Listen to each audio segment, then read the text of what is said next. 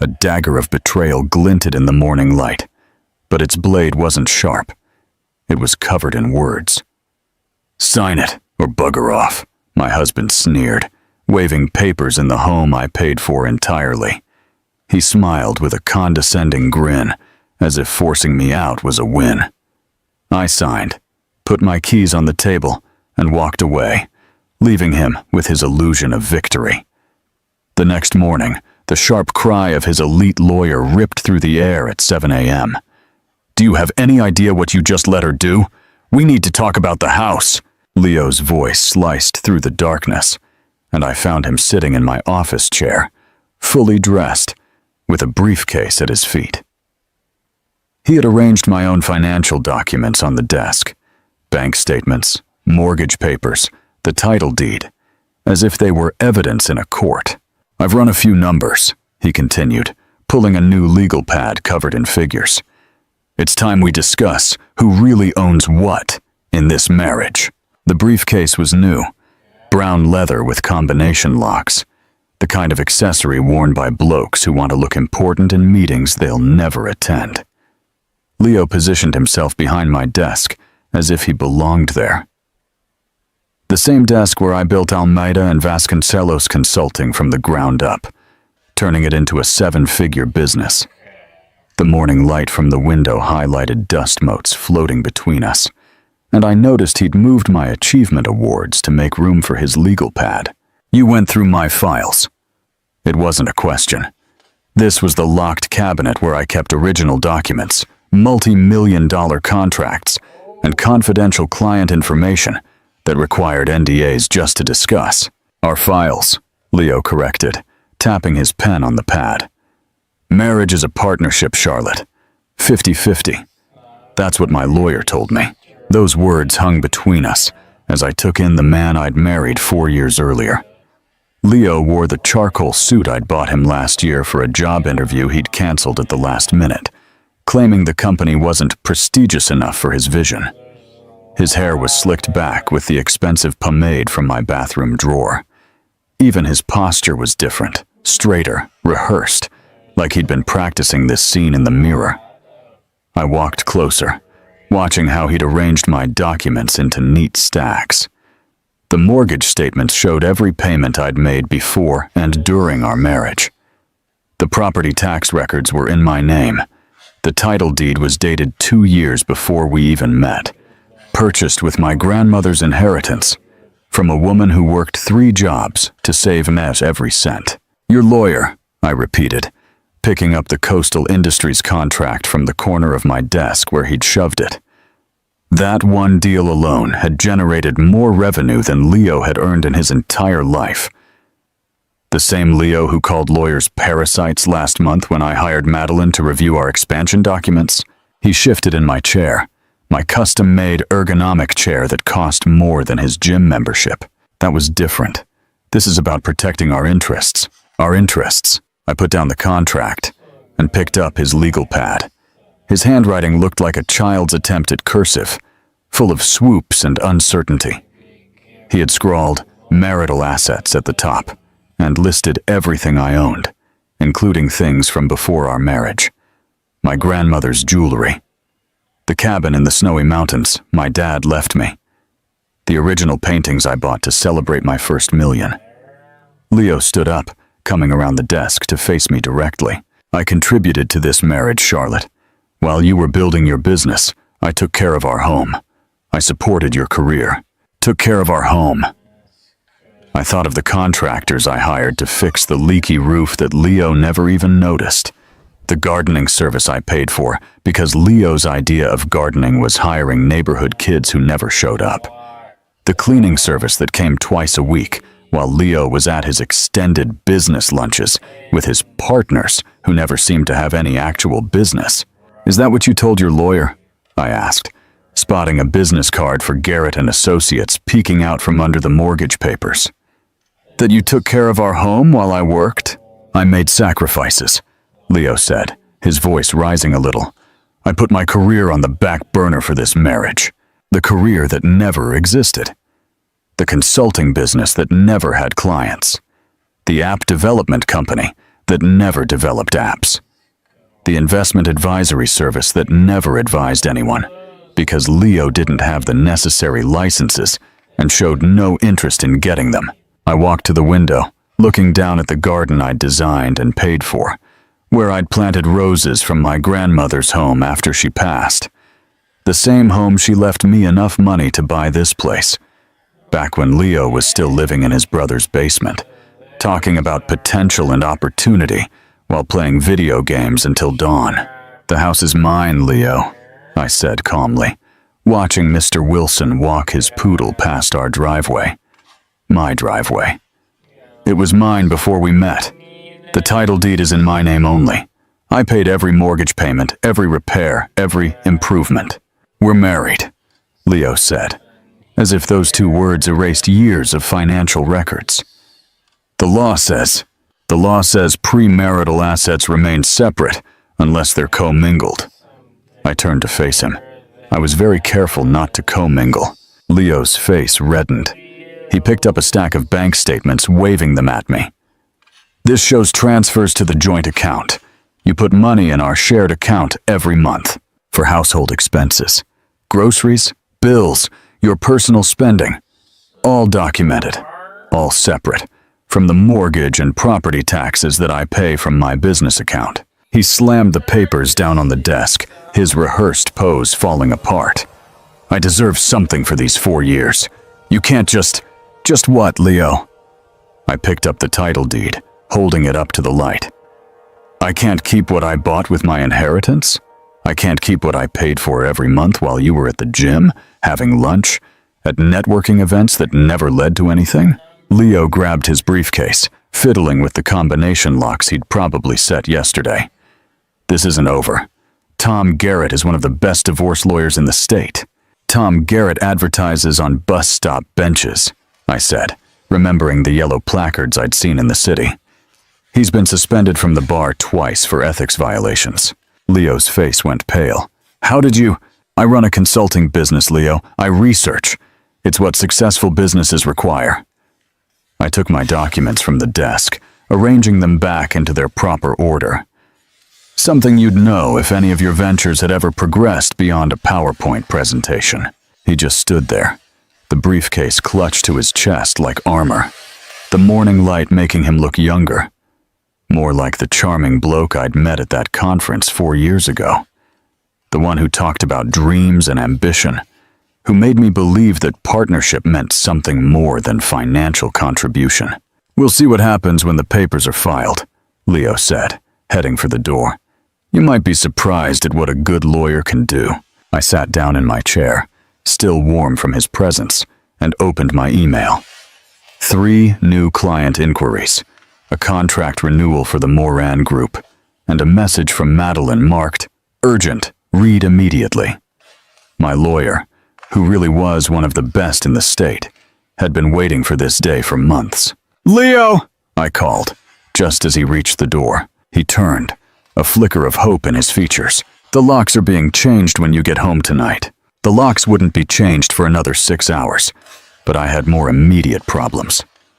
Emily, my CFO, knocked on my office door 20 minutes after Leo left, carrying the monthly financial statements I usually reviewed myself. Her expression made my stomach sink before she even spoke. "I wasn't sure if I should bring this straight to you," Emily said, placing the folder on my desk with unusual hesitation. She'd been with me for 3 years, hired right out of uni, and had never seemed so uncomfortable. "Leo picked these up from accounting yesterday. Said he was helping with the monthly review." I opened the folder, scanning the credit card statements first. Everything looked normal until the 3rd page.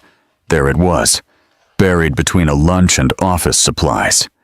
Garrett and Associates, $10,000 retainer fee, dated 3 weeks ago. The same day Leo had surprised me with flowers and dinner at my favorite restaurant, claiming he wanted to celebrate my latest contract. "Emily," I said, keeping my voice level despite the rage building in my chest. "Did Leo say anything when he picked these up?" She shifted, uncomfortable. "He mentioned something about getting a better handle on the business. Said he wanted to be more involved in your success. She paused, then added quietly, "He also asked if I knew how corporate assets were handled in a partnership. I assumed he was referring to a business partnership, of course." Leo, who couldn't balance his own checking account, was suddenly developing an interest in corporate asset division. I flipped through more pages, finding 2 additional consultations charged to our joint account. One with a property appraiser, and another with someone named Bernard Smith, whose LinkedIn profile, which I quickly pulled up, revealed him as a business valuator, specializing in private firms. My phone rang at exactly 12:30. Leo's name on the screen was accompanied by a photo from our wedding, both of us smiling at something off camera. I remembered the moment. My cousin was making faces, trying to get us to laugh naturally for the photographer. We looked happy, young, unaware that one of us was capable of this kind of calculated betrayal. "Hey, babe." Leo's voice carried a strange energy, like he was reading from cue cards. "What time are you getting home tonight? I'm planning something special for dinner." Leo didn't cook.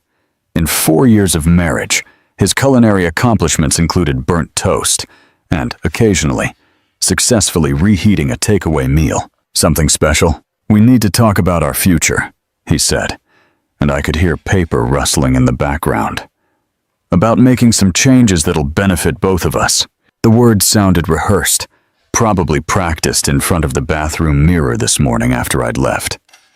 I pictured him standing there, gesturing to his reflection, trying different inflections, until he found one that sounded authoritative rather than desperate. "I'll be home at 7, I lied, already mentally reorganizing my schedule. "Should I pick up a bottle of wine?" "No, I've got it sorted." Another new one. Leo sorting out anything beyond his gym schedule was remarkable. "Just bring yourself." After he hung up, I sat in my office feeling the weight of what was coming. The man who needed detailed instructions to operate our coffee machine was orchestrating something he thought was clever. The same person who forgot our anniversary twice was suddenly detail-oriented, enough to hire lawyers and appraisers without my knowledge. My phone rang again. This time, it was my mum, the number from Adelaide, bringing a different kind of dread. Mum never called during business hours, unless something was wrong.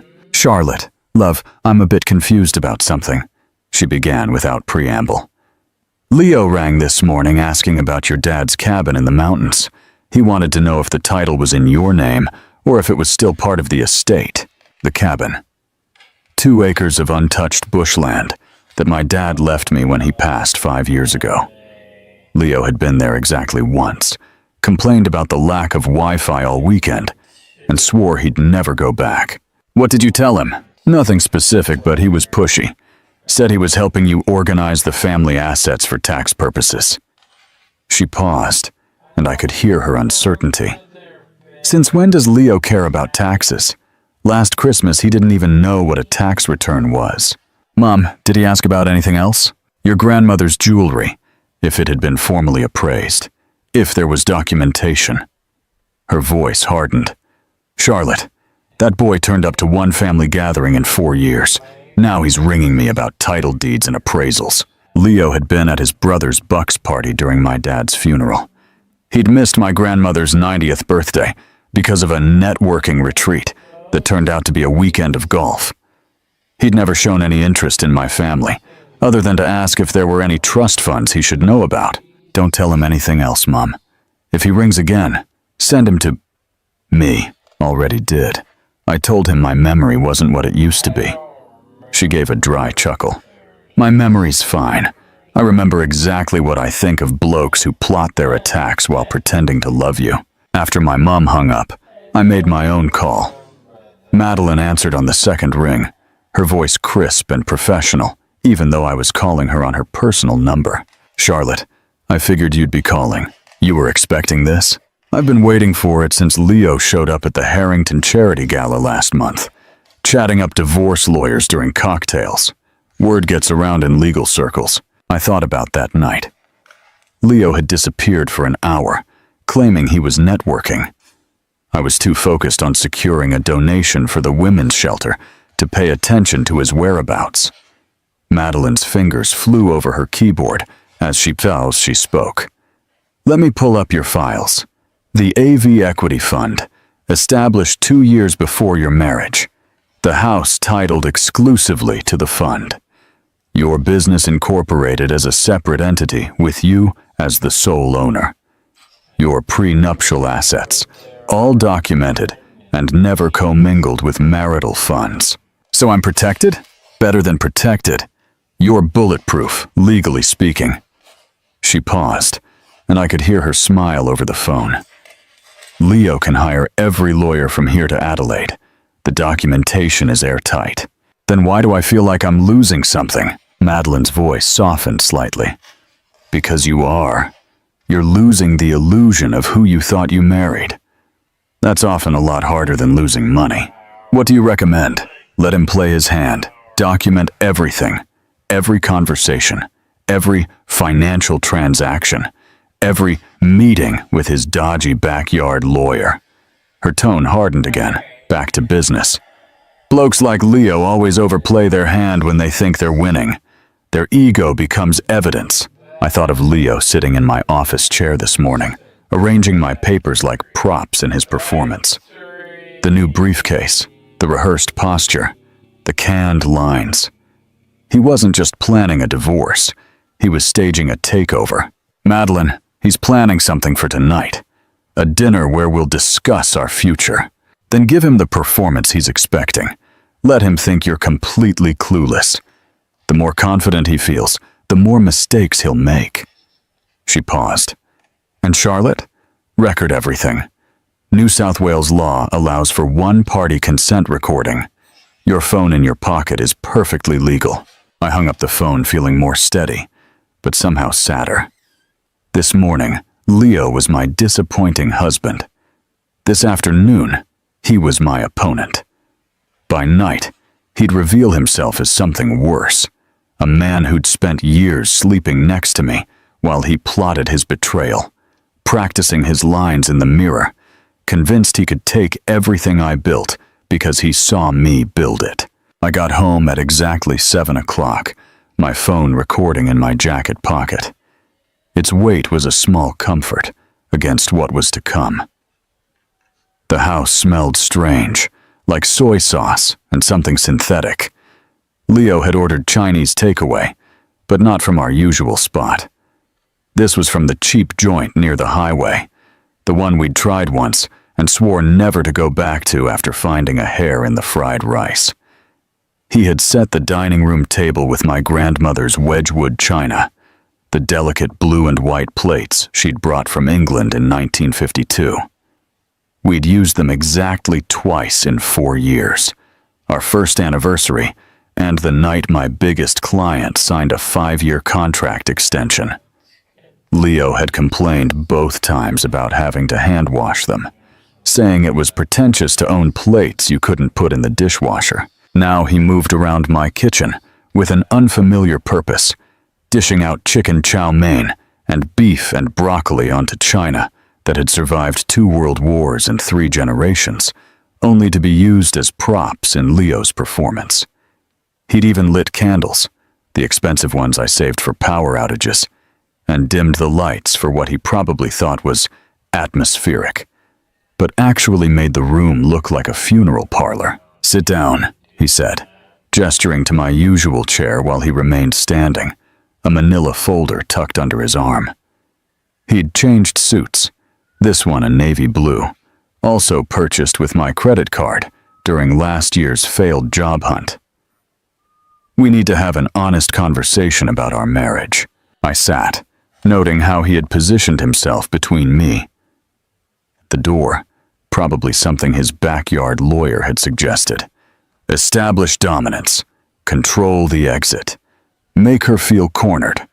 What neither Leo nor his bus stop lawyer understood was that I negotiated with corporate executives who ate intimidation tactics for breakfast.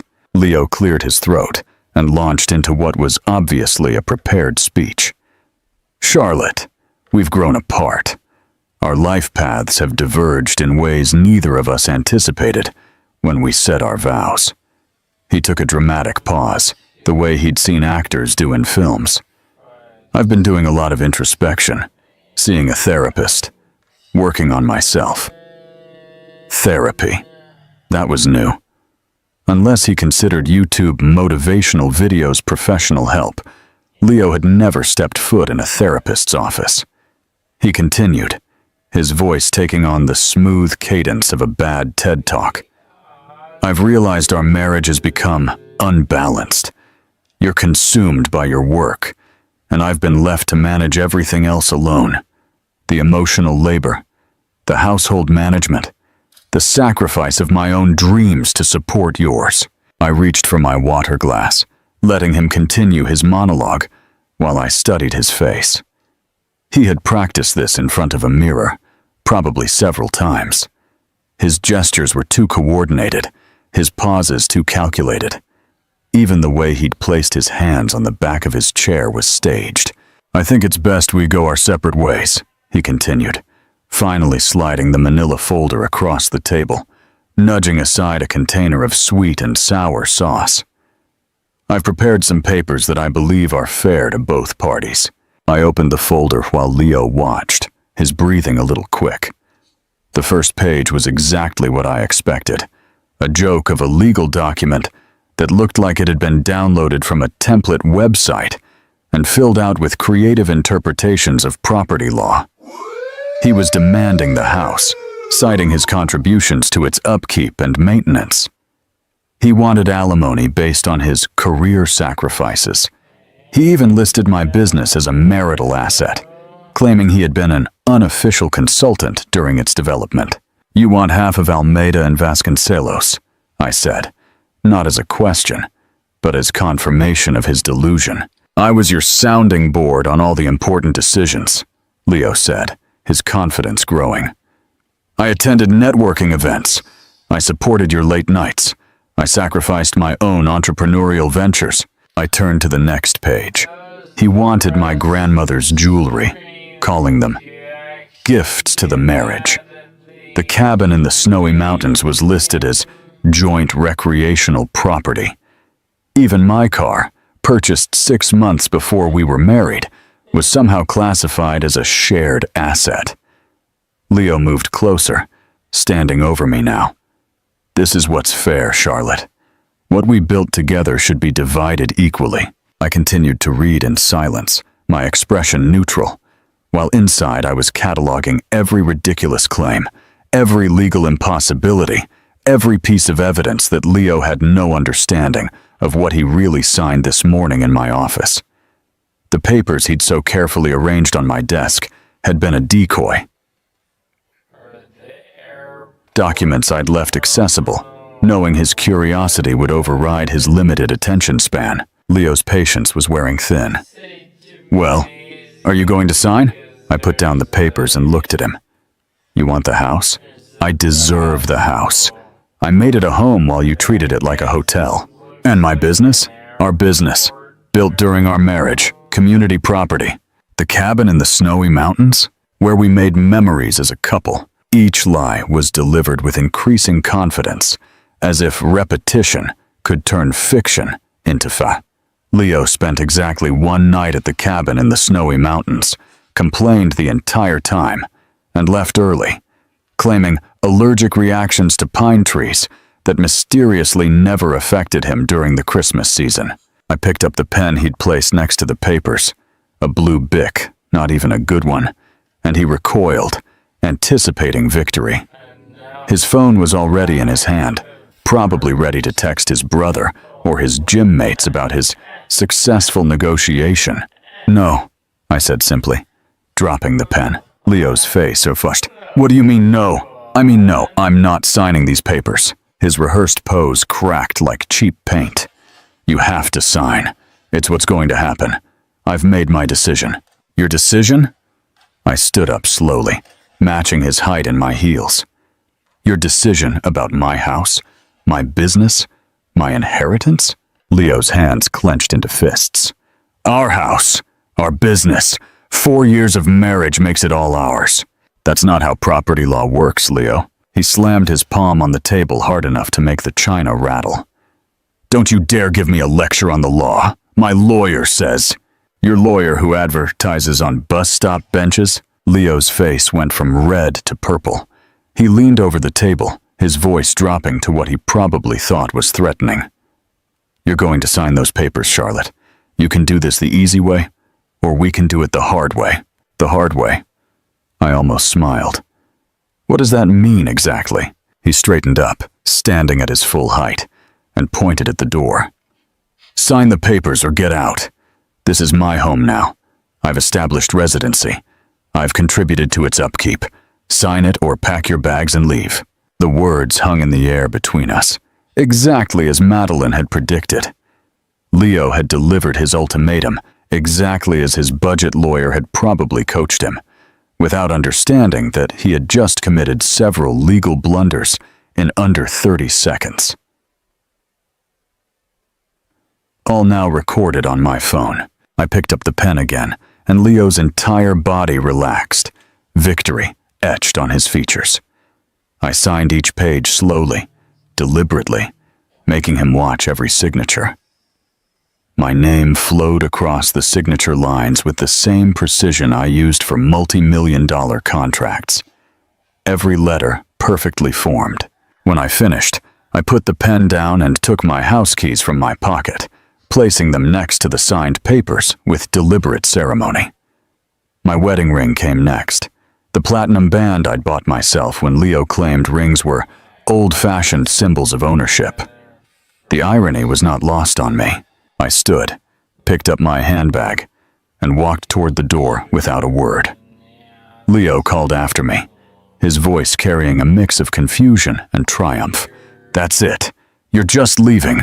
I paused at the entryway, looking back at him standing there between the takeaway containers and the stolen china, holding papers he didn't understand, celebrating a victory that existed only in his imagination. I said nothing.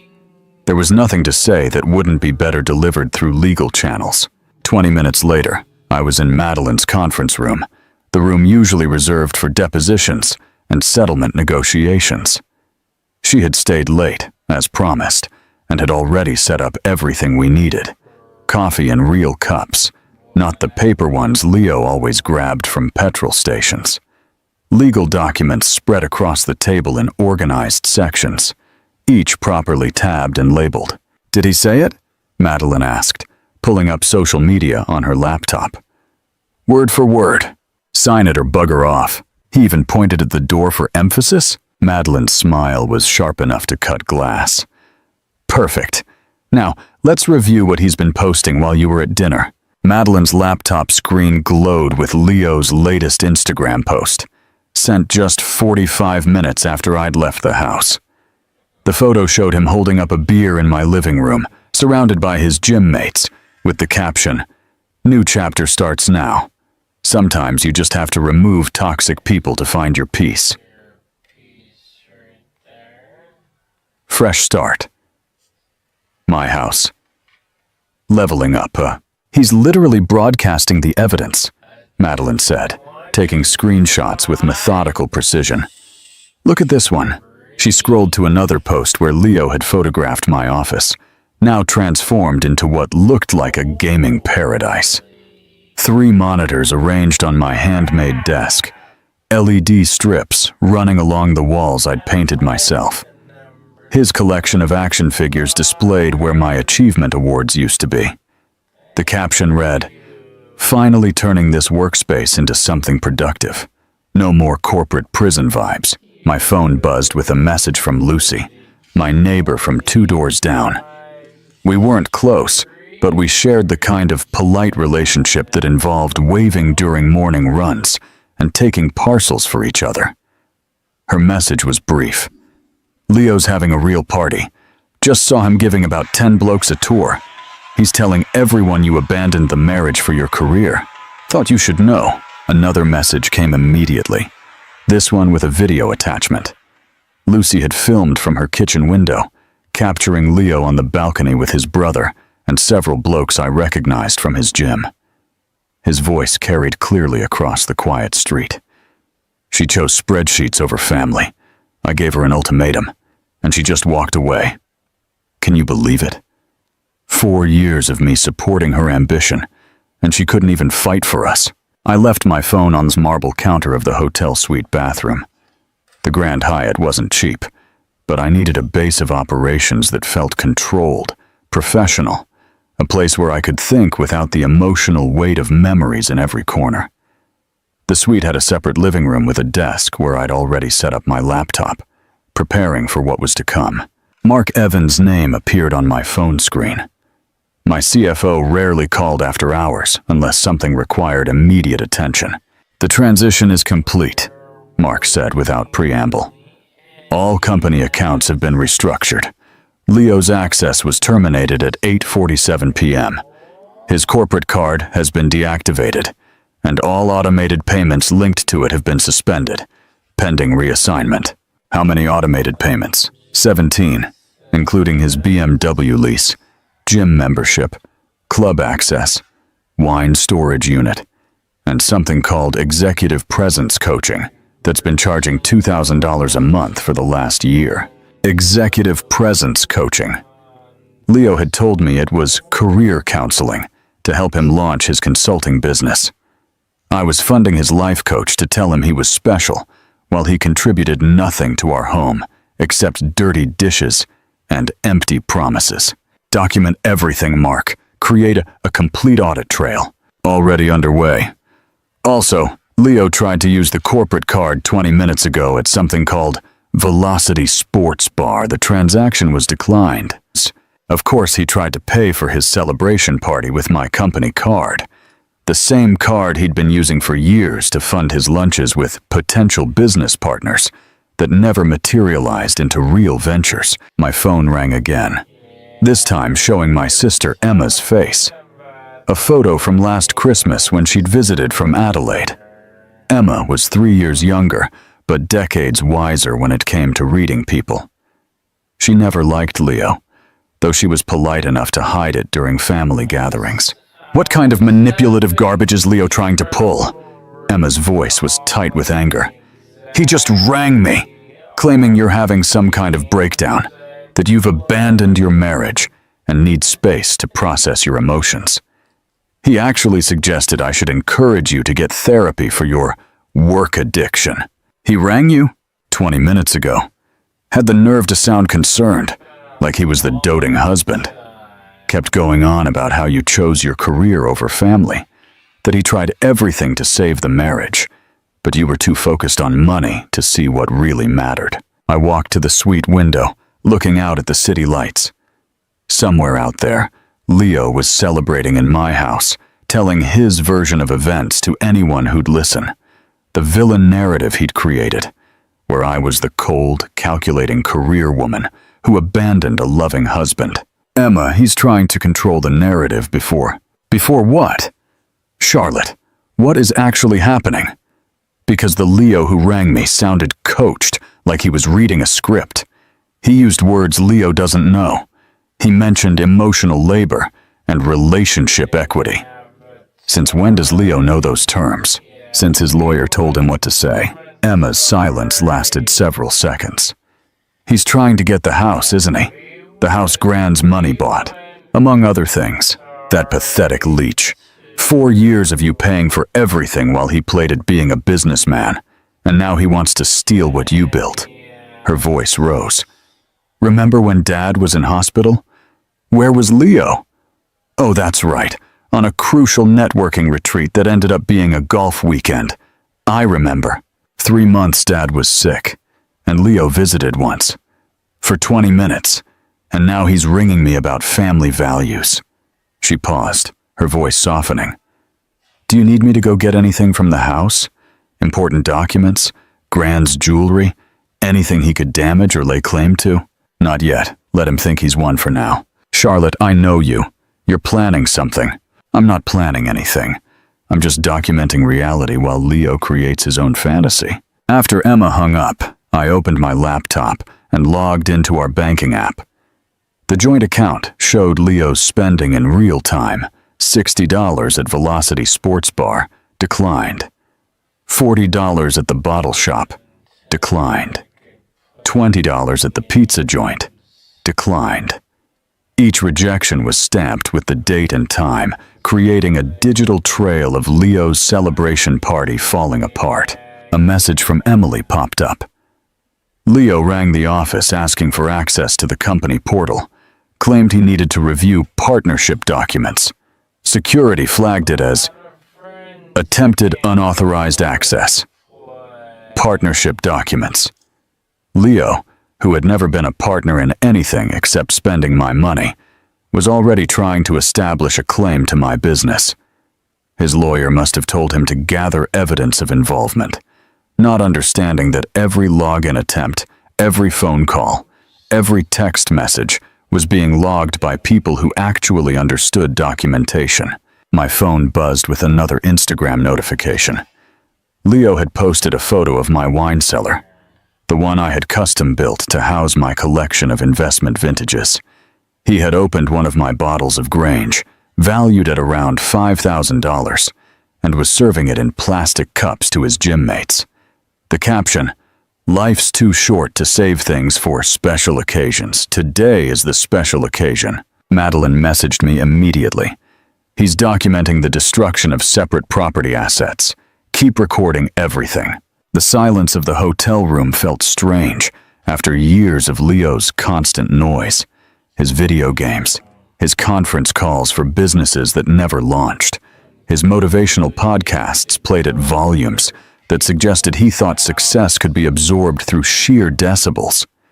Here, in this temporary space, I could think clearly for the first time in months. Another message arrived, this one from the BMW dealership. "Mrs. Davies, we're attempting to contact Mr. Wilson regarding the lease payment for the car. The account on file has been declined. Please contact us at your earliest convenience." Leo's first stumble was beginning. Tomorrow, when he woke up hungover in my home, surrounded by empty bottles and the wreckage of his premature victory party, the calls would start. The gym asking about his membership, the club about his access card, the wine storage unit about its monthly fee. Each small failure would snowball into an avalanche of reality that no amount of Instagram filters could hide. I closed my laptop and got ready for bed in sheets that didn't smell of Leo's cologne or carry the weight of shared disappointments. Tomorrow would bring new developments, new evidence, and new blunders as Leo continued to celebrate a victory that existed only in his imagination. The morning arrived with a text message from Emily that made me sit bolt upright in the hotel bed. "Can we meet before the office opens? There's something I should have told you months ago." The timestamp was 5:47 a.m. Emily never texted before 7 unless something was seriously wrong. We met at a quiet coffee shop 3 blocks from my office, the kind of place where business was discussed in whispers and no one looked up from their laptops. Emily was already there, nervously shredding a napkin into tiny pieces, her usual composure completely absent. 3 months ago, during the Pyres Industries conference, she began without preamble. "I saw Leo at the Grand Hyatt downtown. You were giving your keynote, and I'd stepped out to handle that emergency with the Adelaide contract." She paused, forcing herself to meet my gaze. "He was with someone, a woman, 20s, blonde, very fit." 3 months ago, Leo had told me he couldn't attend the conference because of a stomach bug. I gave my presentation to 300 industry leaders, while my husband was at a hotel 6 blocks away. "I convinced myself it was a client meeting," Emily continued. "Leo always talked about his business ventures, so I thought maybe he'd finally found an investor or a partner." She pulled up her phone, scrolling through Instagram with practiced efficiency. Then last week I saw this. The screen showed a woman's profile, Jessica Cooper, personal trainer and fitness influencer. In her recent posts, Jessica was wearing my diamond tennis bracelet, the one Leo claimed had been sent out for cleaning 2 months ago. Another photo showed her with my Cartier watch, a birthday gift that was supposedly lost during our last holiday. My grandmother's pearl necklace adorned her neck in a gym selfie. "These are all your pieces, aren't they?" Emily asked calmly. "I recognize them from company events." The pearls were my grandfather's wedding gift to my grandmother in 1951. Leo had told me they were at the jeweler's to be restructured. The watch had mysteriously gone missing from our dresser. The tennis bracelet had supposedly fallen off during one of Leo's golf outings, and he'd filed a half-hearted insurance claim that I never followed up on because I trusted my husband. Madeline rang while I was still looking at Jessica's Instagram. "My forensic accountant has found something interesting. Leo opened a separate account 4 months ago at a different bank branch, using your home address, but only his name. Almost $200,000 in deposits over 4 months. Cash deposits structured to avoid reporting requirements. Classic concealment tactics." Papers rustled in the background. "The timing corresponds with items going missing from your inventory. Your grandmother's silver tea set, your dad's signed first edition books, several pieces from your storage unit." My dad's books. The complete collection he built over 40 years. Each volume carefully selected and preserved. Leo had said the storage unit had been reorganized for temperature control, that everything was safer in new containers, that I never had time to inspect. "He's been liquidating assets for months," Madeline continued, "building a getaway fund while you paid for everything. The mortgage, bills, car insurance, food, his gym membership. You were funding his lifestyle while he was robbing you to finance his exit." After ending the call, I drove to my house, not to confront Leo, but to speak with Mrs. Chin next door. She answered immediately, as if she'd been waiting for me. Mrs. Chin was 73, sharp as a legal document, and had lived next door since before I bought the place. She never liked Leo, calling him that loud young man whenever his music disrupted her afternoon tea. "I have something to show you," she said, leading me into her dining room, where a laptop was open on her polished mahogany table. "My grandson put in these doorbell cameras after those parcel thefts last year. They record everything." The footage started to play. Date and time. 2 weeks ago, 2:47 p.m. Leo's BMW pulling into our driveway. Leo getting out, coming around to open the passenger door for Jessica. They were laughing, his hand on her back as he guided her to our front door. The casual intimacy of people who'd done this many times before. "There's more," Mrs. Chin said, clicking on another file. "This is from last month. Jessica arriving alone with her own key, my house key, walking in like she owned the place while I was at a client meeting in Adelaide." The timestamp showed she stayed for 3 hours. Another video showed them loading boxes from the house into Leo's car. My boxes, my belongings, my life being stolen piece by piece while I worked 14-hour days to pay for the roof over their heads. "I should have said something sooner," Mrs. Chin apologized, "but I wasn't sure it was my place to interfere in a couple's business." Back at the hotel, Madeline had gathered more information on Tom Garrett, Leo's lawyer. The research painted a picture of stunning incompetence wrapped in flashy marketing. 2 suspensions from the bar for ethics violations, 1 for mishandling client funds, and another for filing frivolous lawsuits. His website promised aggressive representation for men's rights and featured testimonials that Madeline's investigator discovered were fabricated. "He advertises on Facebook and Gumtree," Madeline said, barely disguising her professional disdain. "His success rate is 12%. Most of his cases end unfavorably or are thrown out." Leo found him through a sponsored post that promised David versus Goliath legal victories. The irony was perfect. Leo, convinced of his own genius, had hired a lawyer whose incompetence was documented in public records. He had chosen flash over substance, marketing over merit. the same way he'd approached everything in our marriage. Mark Evans rang with another update on Leo's financial situation. The executive presence coaching had been canceled for non-payment. His wine storage unit was sending default notices. The club had suspended his membership pending payment of outstanding fees. Every domino was falling exactly as predicted, Leo's carefully constructed image crumbling one declined transaction at a time. Jessica had posted another photo that night, wearing my grandmother's emerald ring at a restaurant I recognized as the spot where Leo had proposed 4 years ago. The caption read, "When you know, you know. Hashtag new beginnings. Hashtag upgraded. Hashtag approved." Right.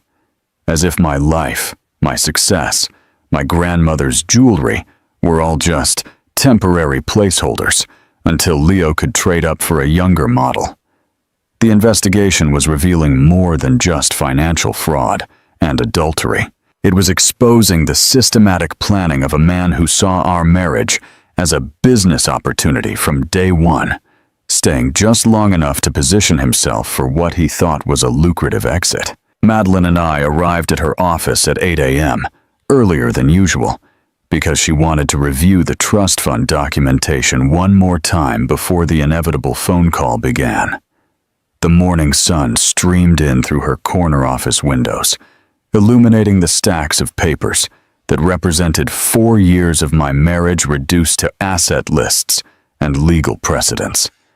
At exactly 8:47 a.m., my phone lit up with notifications from the BMW dealership's automated system. Leo's car had been repossessed from my driveway 30 minutes earlier. The tow truck driver had left a notice on the front door explaining that the leaseholder should contact the financial services department immediately. Leo, who rarely woke up before 11, would discover this in a few hours when he stumbled outside, expecting to find his prized status symbol in the garage. Emily forwarded me an email that had bounced back from Leo's business email address, the one I set up for him 2 years ago, which was now a dead account. His phone would be next, as soon as he realized the device in his hand was suddenly just an expensive paperweight without mobile service. At 9:15 a.m., Lucy sent me a photo from her living room window. Leo was in my driveway in his pajamas, staring at the empty space where his BMW should be, holding the repossession notice as if it were written in a foreign language. Even from a distance, I could see his confusion turning to panic as he tried to ring someone, anyone, only to discover his phone had no service. Madeline's paralegal knocked and entered, carrying a fresh cup of coffee and sporting an expression of barely disguised amusement. Mr. Wilson just tried to use the coffee machine in the house. The Smart Plug app shows 5 failed attempts to activate it remotely.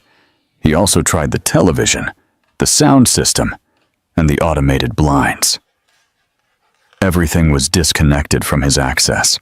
The smart home system I'd installed last year was all connected to my account, all controlled by my phone. Leo had scoffed at it as unnecessary tech, but he'd certainly enjoyed using voice commands to adjust the temperature and lighting.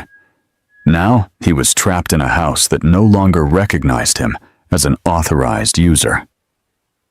At 9:42 a.m., Jessica Cooper updated her Instagram story. She was at brunch with someone new, a bloke whose Rolex was visible in the frame as he poured champagne. The caption read, "When the universe removes toxic people for you, just upgrading new energy." Leo had been tagged in the post initially, but the tag was removed within minutes. She'd already moved on to her next target. Mark Evans rang with an update on Leo's morning transactions. He tried to buy coffee at his usual spot, declined. Tried to fill up at 3 different petrol stations, all declined. He even tried to use the Apple Pay linked to the corporate account. That was shut down at midnight. Mark paused, and I could hear him typing. He's currently at an ATM, attempting to access the joint account. It's showing a balance of 0 as of this morning's transfer. Leo's entire financial ecosystem had collapsed overnight.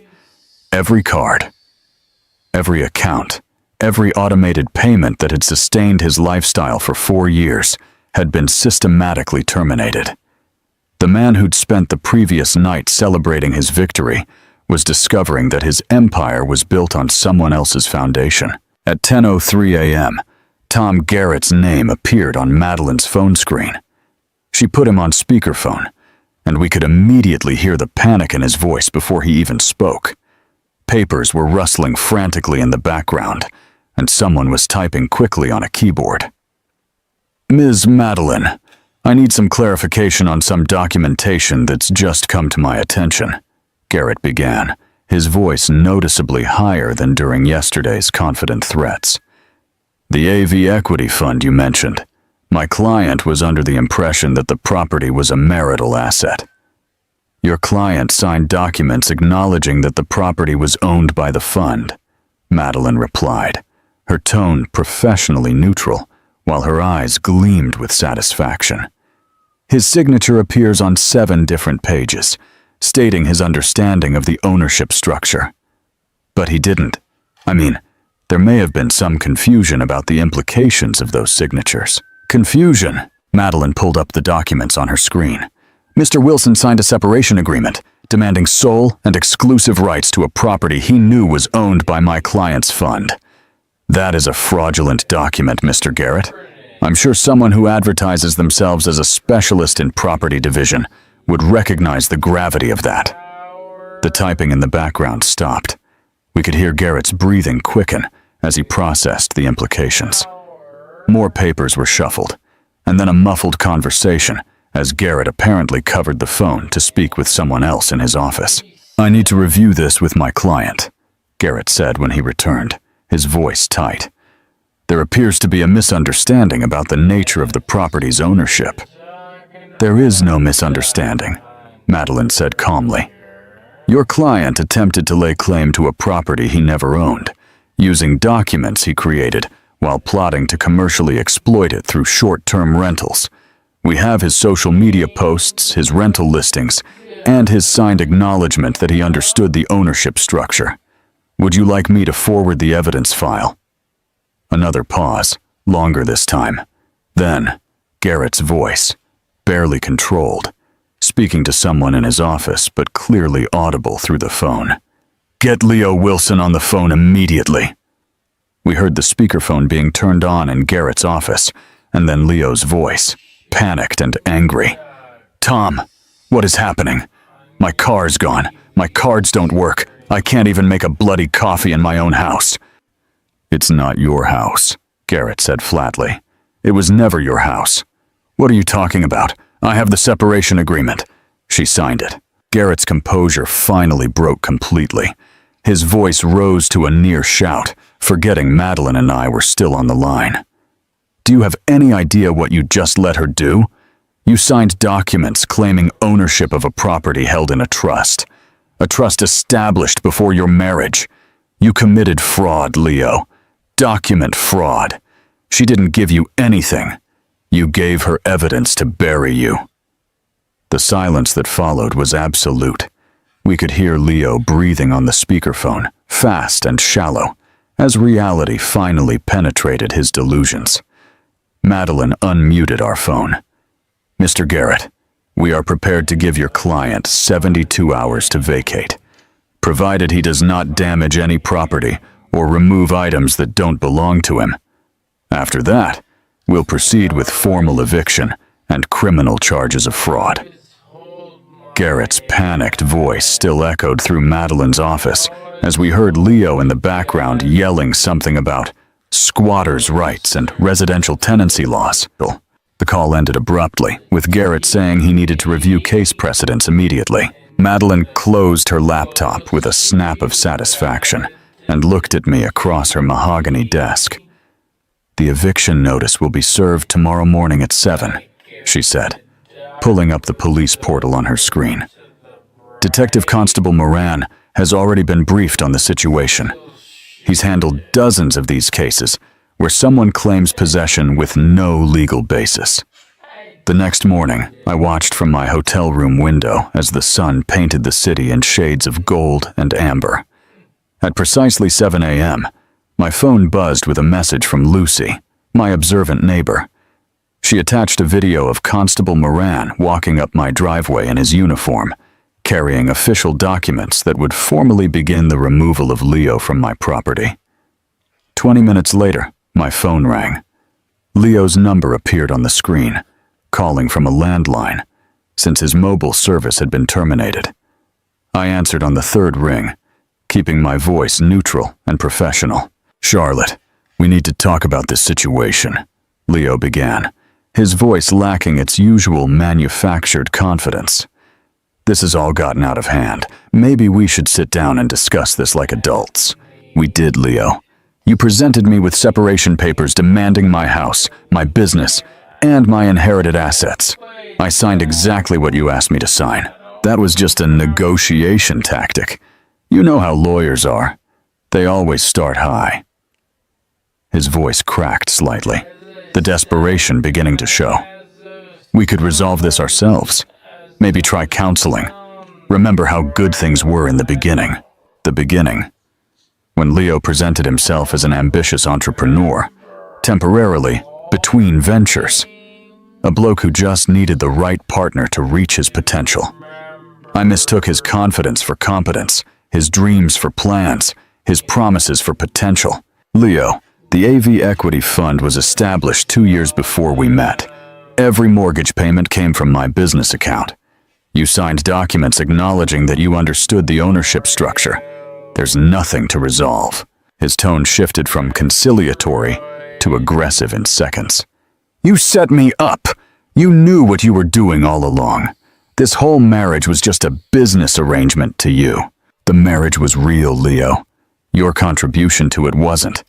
For years, you never paid a single household bill, never contributed to the mortgage, never even bought groceries, unless it was with my credit card. I supported you emotionally. I took care of our home. I sacrificed my career." His voice rose to a near shriek, the same rehearsed lines his lawyer had probably given him. "You played video games while I worked 14-hour days. You went to the gym while I was negotiating multi-million-dollar contracts. You had affairs while I was at conferences earning the money you were spending." I kept my voice firm, factual, without emotional inflection. "You didn't sacrifice anything because you never had anything to sacrifice." The silence stretched for several seconds before Leo's voice came back, smaller now, almost pleading. "Where am I supposed to go? I have no money. My car's repossessed. You've destroyed my life. Your brother is coming with a removal truck this afternoon. You have 72 hours to remove your personal belongings. Anything you actually own, not anything purchased with my money or claimed as mine." Leo's brother, Daniel, arrived at 2 p.m. with a removal truck that looked too big for what Leo actually owned. I watched through Mrs. Chin's security camera as Daniel helped Leo load his belongings. The gaming chair he bought with last year's consulting bonus, which was actually my quarterly dividend. The gym equipment purchased during his fitness influencer phase, financed by my annual bonus. The vision boards he created during his life coach certification, a program I paid for that he never completed. Lucy sent me updates throughout the afternoon. "They're arguing about the television," she messaged. "Leo insists it's his. Daniel just showed him the receipt on your credit card statement." Another message 20 minutes later showed Leo standing in the driveway, gesturing wildly at neighbors who pretended to check their mail or water their already sodden gardens. Mrs. Chin had positioned herself on her veranda with a cup of tea, watching the proceedings with a keen interest. Mr.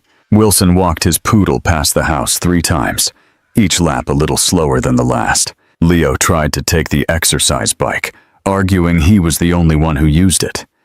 Daniel had to physically stop him, pointing out that the credit card statement showed it was bought with my company card. The wine fridge became another point of contention until Daniel pulled up the purchase history on his phone, proving it predated Leo's arrival in my life.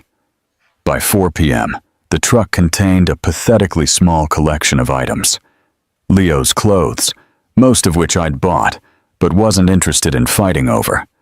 His collection of self-help books and business guides, none of which ever translated into real business activity. The awards and certificates from his various online courses, monuments to potential that never materialized into productivity. Madeline rang while they were loading the last boxes. "I have the full forensic accounting report. Do you want to know the total?" "Tell me." Over 4 years, Leo Wilson contributed exactly $0 to household expenses. He spent $1.8 million of your money on what he categorized as business development, networking, and professional advancement. She paused, and I could hear her flipping pages.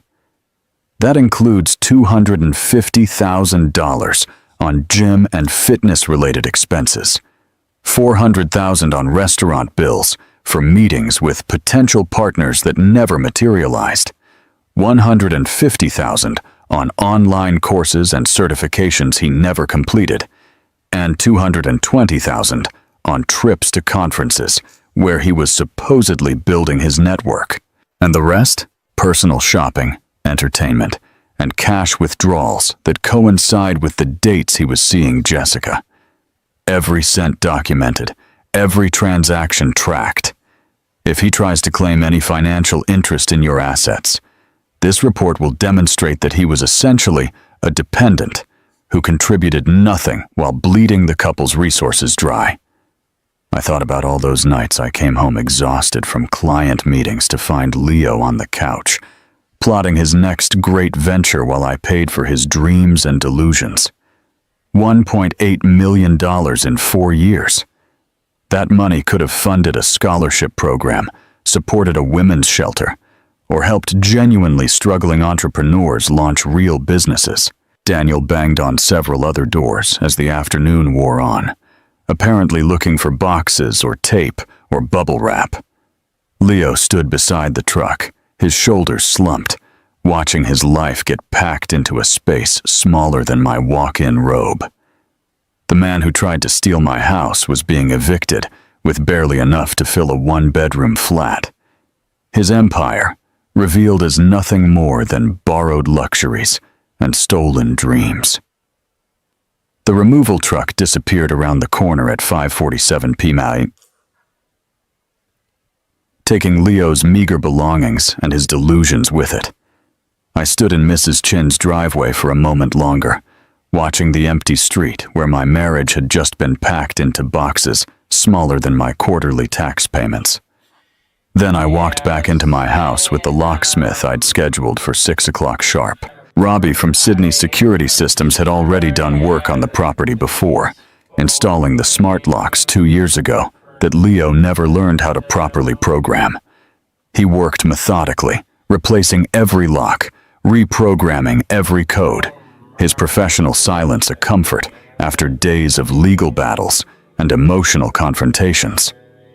The new deadbolt on the front door clicked into place with a sound that felt like punctuation at the end of a very long sentence. "All done, Mrs. Davies," Robbie said, handing me a set of keys that gleamed under the porch light. "The smart home system's been completely reset. Only your biometrics and your phone will have access now." I walked into my home, truly my home, for the first time in days. The space felt different immediately, as if it had been holding its breath for 4 years and could finally exhale. Leo had always kept the blinds closed, claiming sunlight gave him headaches, when in reality, he just preferred the cave-like atmosphere for his gaming marathons. I went through each room, opening the curtains, raising the blinds, letting the late afternoon light flood spaces that had been wrapped in his manufactured darkness. The living room windows revealed the garden I planted, but rarely enjoyed. Always too tired from work, while Leo complained that the outdoor furniture wasn't comfortable enough for his afternoon naps. The kitchen felt bigger somehow without his protein powder containers, cluttering every surface. His collection of energy drinks that left marks on my grandmother's wooden table. I opened the windows that had been closed since winter, letting the fresh air replace the mix of his cologne and whatever supplement he was taking for his latest fitness transformation. The Limp Express cleaning crew arrived the next morning for a deep clean. Not because the house was dirty in the conventional sense, but because I needed every trace of Leo's presence professionally erased.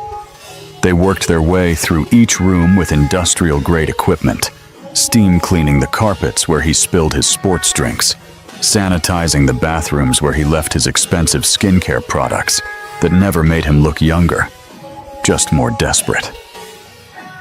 "We'll need to pay special attention to the master bedroom," I told the team leader, a middle-aged woman named Trish, who understood without further explanation.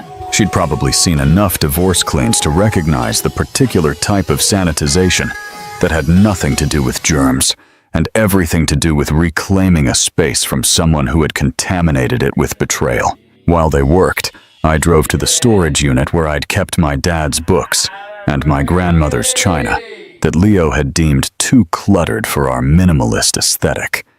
His term for empty space was too lazy to decorate. Box by box, I brought back the pieces of my life I'd hidden to make room for his ego. The collected works of Patrick White that Leo called depressing. The Victorian writing desk where my grandmother wrote her letters, which Leo said ruined the modern flow of the living room. The transformation of my office took 3 days. Where Leo's vision boards had covered the walls, I hung back up my achievement awards. The Partner of the Year plaque from Pires Industries. The Excellence in Innovation certificate from the State Business Council. The first dollar of Almeida and Vasconcelos Consulting, earned not from dreams, but from the hard work that Leo never understood. His garage gym equipment had already been removed, leaving a vast empty space that echoed with possibility. In a week, contractors turned it into the library I'd always wanted. Floor-to-ceiling bookshelves filled with the collection Leo scoffed at as pretentious. Hardback editions he called a waste. First editions he'd tried to sell behind my back. A reading armchair positioned perfectly to catch the morning light. The room smelled of wood polish and old paper, not rubber mats and his perpetual stench of gym socks. My sister Emma flew in from Adelaide to help with the finishing touches, bringing a bottle of champagne she'd been saving since our dad passed away. "For when you finally came to your senses," she said, popping the cork in my newly reclaimed kitchen. We drank from my grandmother's crystal glasses, the same ones Leo wanted to sell because nobody uses crystal anymore. The truth about Leo's eviction spread through professional networks without me saying a word. Emily mentioned that Pires Industries was asking about the sudden change in my emergency contact information. Lucy's husband worked at the same golf club where Leo spent countless afternoons networking, and the news spread quickly about the revocation of his membership. Even the owner of Leo's favorite restaurant got in touch, carefully asking if the corporate account was still active for client dinners. It was, just not with Leo's authorization.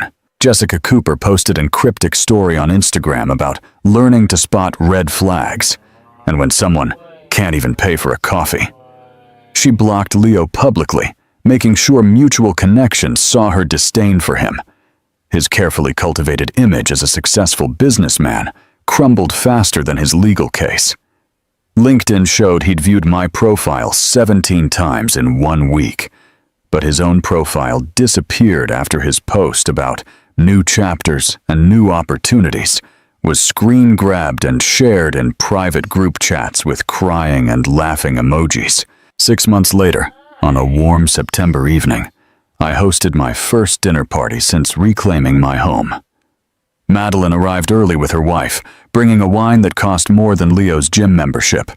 Emily came with her husband, carrying a homemade lasagna on the platter that Leo had banished from our kitchen because carbohydrates didn't align with his fitness goals. Mrs. Chin brought her famous spring rolls, the same ones Leo had called too ethnic for my palate. We gathered around my dining table, the same one Leo wanted to replace with something more modern less meaningful. Candlelight reflected in my grandmother's china, the plates he'd used as props for his final performance now serving their real purpose, to bring people together. The conversation flowed naturally, punctuated by genuine laughter, not the forced networking chuckles that Leo had practiced in the mirror.